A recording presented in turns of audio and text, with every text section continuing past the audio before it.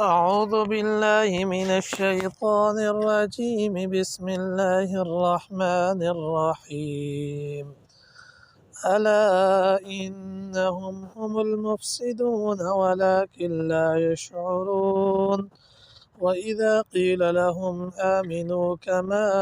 آمن الناس قالوا أنؤمن كما آمن السفهاء ألا إنهم هم السفهاء ولكن لا يعلمون وإذا لقوا الذين آمنوا قالوا آمنا وإذا خلوا إلى شياطينهم قالوا إنا معكم إنما نحن مستهزئون الله يستهزئ بهم ويمدهم في طغيانهم يعمهون۔ ترجمہ: الا انہم، یہ وہ لوگ ہیں، هم المفسدون، جو فساد پھیلاتے ہیں، ولکن لا یشعرون، لیکن شعور نہیں رکھتے۔ وَإِذَا قِيلَ لَهُمْ، جب ان سے کہا جاتا ہے، آمنو، ایمان لے آؤ، کما آمن الناس، جیسے کہ آپ سے پہلے لوگ ایمان لائے، قالوا انؤمن، تو یہ آگے سے جواب دیتے ہیں کہ کیا ہم ایمان لے آئیں، کما آمن السفہاء، جس طرح کہ یہ ناسمجھ لوگ ایمان لائے ہیں۔ الا انہم هم السفہاء، حقیقت میں تو یہ خود ہی ناسمجھ ہیں، ولکن لا یعلمون، لیکن جانتے نہیں۔ وَإِذَا لَقُوا الَّذِينَ آمَنُوا، جب یہ لوگ ایمان والوں سے ملتے ہیں، قالوا آمنا، تو کہتے ہیں کہ ہم ایمان لا چکے۔ وَإِذَا خَلَوْا إِلَى شَيَاطِينِهِمْ، اور جب اپنے لوگوں کے پاس جاتے ہیں، قالوا إِنَّمَا مَعَكُمْ، ان سے کہتے ہیں کہ ہم تمہیں کے ساتھ ہیں، إِنَّمَا نَحْنُ مُسْتَهْزِئُونَ، ہم تو وہاں پر مذاق کر رہے تھے۔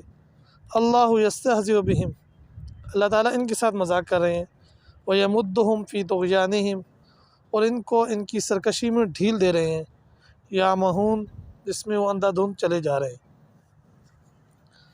گزشتہ آیات کی طرح ان آیات میں بھی اللہ تعالیٰ نے منافقین کی حالت بیان کی ہے کہ وہ لوگ جو کہ ظاہراً ایمان لاتے ہیں، کلمہ بھی پڑھتے ہیں، نماز روزہ بھی کر رہے ہیں، لیکن در حقیقت ان کے دل میں وہی کفر بسا ہوا ہے اور وہ دل سے ایمان سچا نہیں لا رہے۔